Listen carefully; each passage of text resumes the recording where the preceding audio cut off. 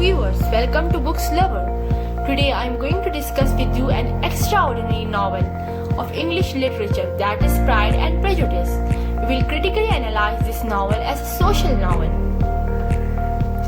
Jane Austen presents the realistic picture of social life of Victorian era. She presents manners, convention and mode of living of late 18th and early 19th century in graphic manner. She reflects the Victorian era in which men held all power, while women's security was only limited with marriage.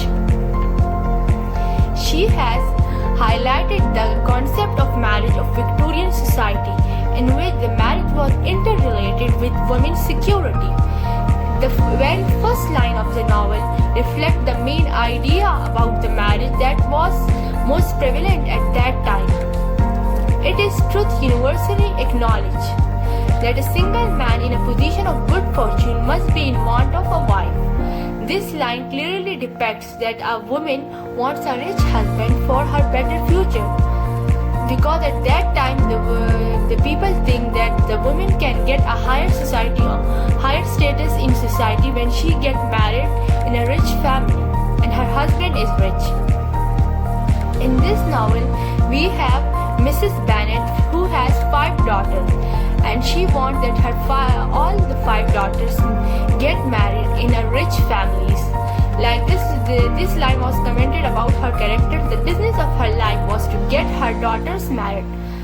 At that time, the mothers and their daughters' only concern was marriage.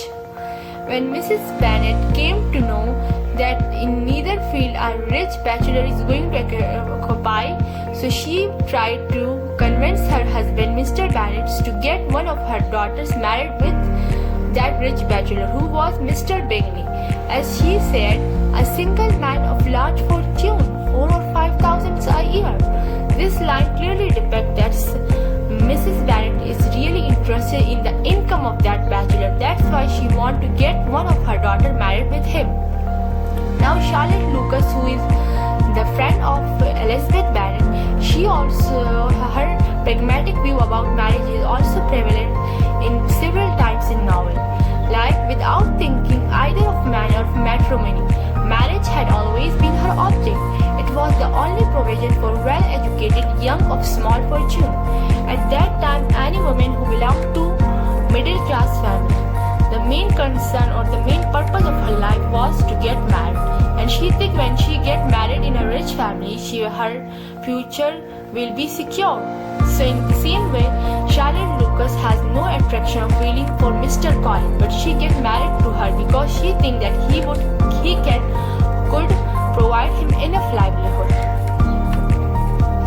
Now, this novel is also a commentary on the social class system of Victorian society, in which the upper class has given most importance, and upper class people consider themselves superior, and their pride is also criticized in this novel.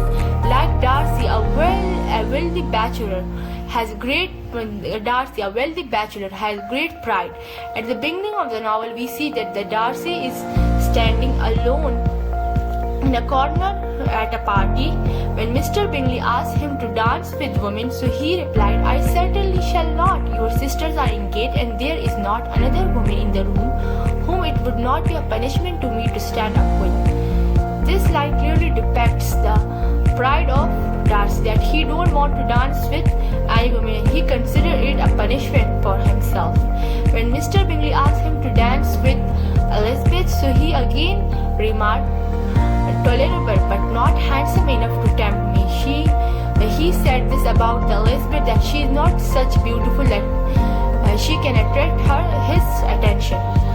Now Pride is also presented by his aunt's attitude, Lady Catherine. When Lady Catherine was talking with Elizabeth and Charlotte Lucas, she proved herself a woman who is very conscious of her social class.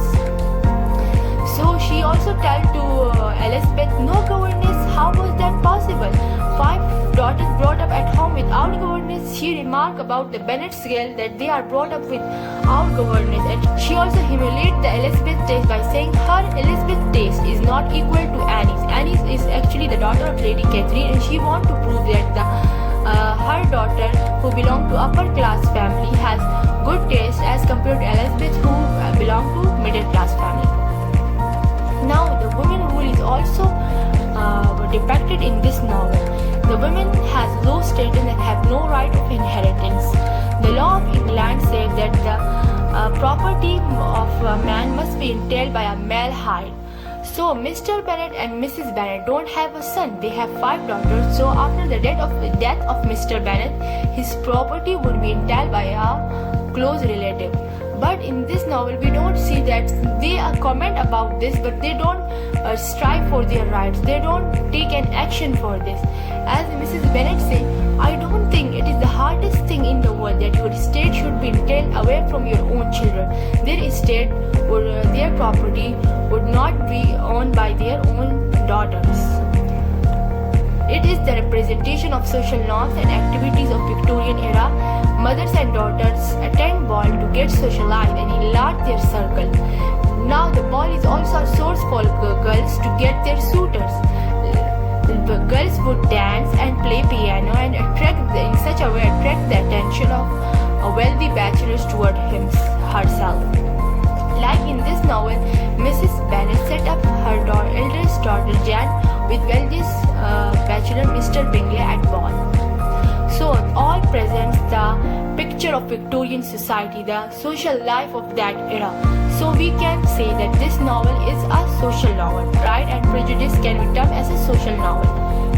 I hope you found today's video insightful. Don't forget to like, share and subscribe to my channel for more videos on captivating books.